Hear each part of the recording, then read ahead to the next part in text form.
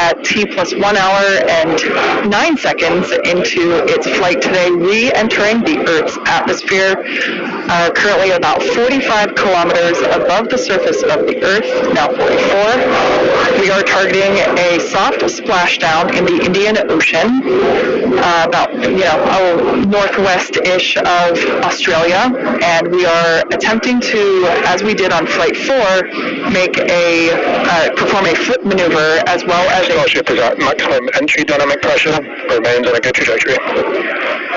All right, so that is great news there. Like Dan said earlier, this is basically max Q part 2.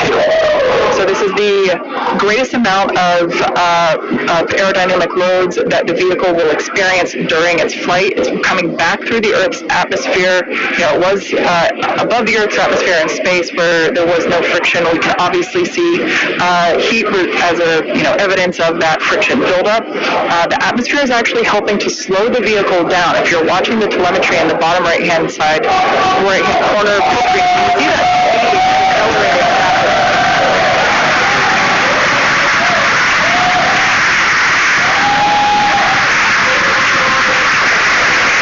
Now the 4 flaps on the ship help steer the vehicle, and one of the main objectives for the ship today is to demonstrate controlled re-entry during this phase of flight, this re-entry phase.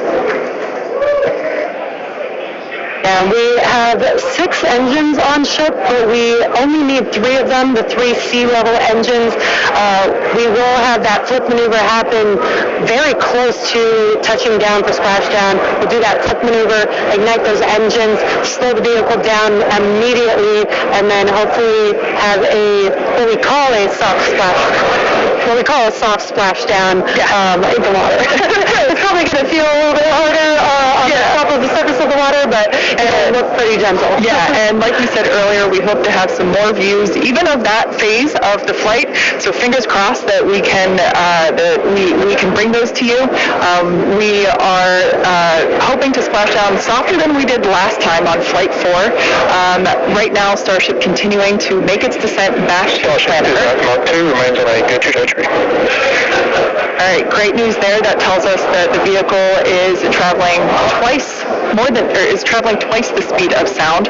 So we will then, the next call out that we'll hear is that it is, traveling about the speed of sound, and then we will hear a call out that that will be the call out that it is transonic, and then we will hear another call out saying that it is subsonic, meaning going slower than the speed of sound. Starship is transonic. There it is. So at this point in time, we say transonic because certain parts of the vehicle, like the flap that you see on your screen, might be experiencing airflow faster than the speed of sound, while other parts of the ship may be experiencing airflow. All right, so now the entire vehicle is traveling slower than the speed of sound, so subsonic.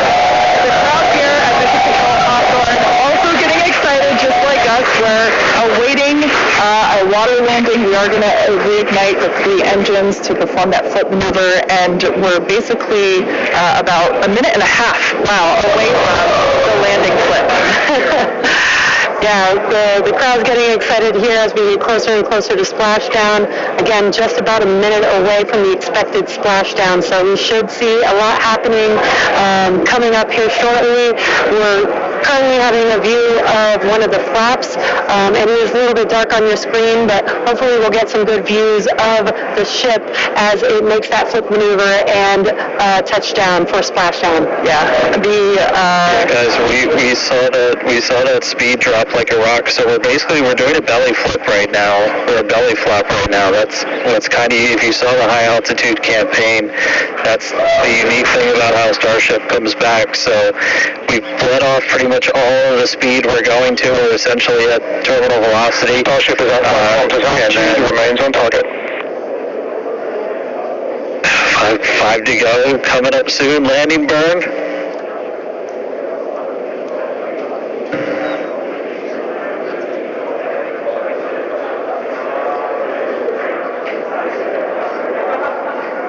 Kilometers away. Starship is on target. Approaching landing burn startup. So keep an eye on the bottom right-hand side of your screen as well. That will be the indicator when the Raptor engines ignite if we are unable to see that illumination ourselves.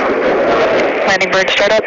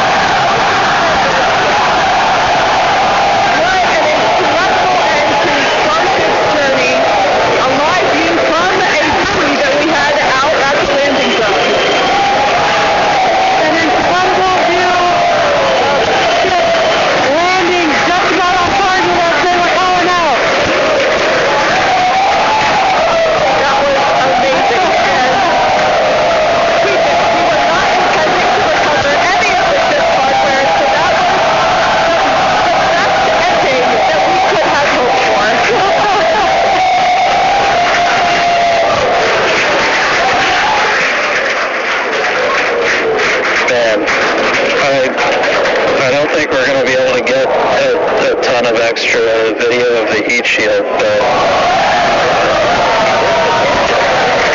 yeah.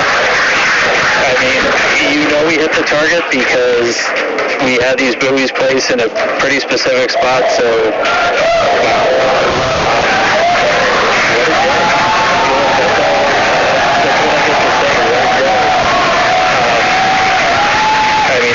everything started off today with that launch.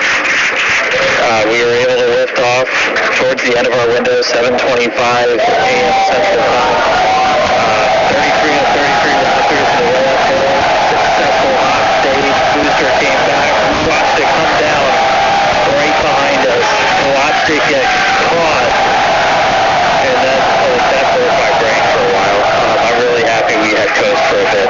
That's first ever booster catch, major step in the way to rapid reusability, and ship just gave us one heck of a show, making it through a controlled re-entry this time, flaps intact, made it down to the water.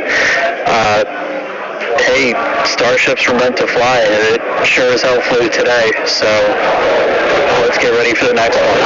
Over to you guys. They were meant to fly, and they were also meant to be caught by Mechazilla. It's been such an incredible day today. Congratulations to our teammates and to everyone who supported the Starship program. And thank you to all of our future customers for your support.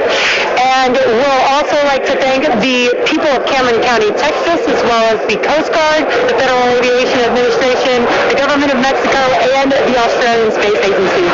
Now be sure to follow SpaceX on X for more updates on today's test flight and, of course, for future Starship news. Today was amazing, but the SpaceX action isn't over yet. Soon Falcon Heavy will launch NASA's Europa Clipper, and we're also going to be returning Dragon back to Earth with NASA's Crew 8 astronauts. So congratulations again to the SpaceX team. What an amazing launch and an even cooler catch. Thank you for watching, but we're going to leave you with an awesome recap of what has been the most epic day.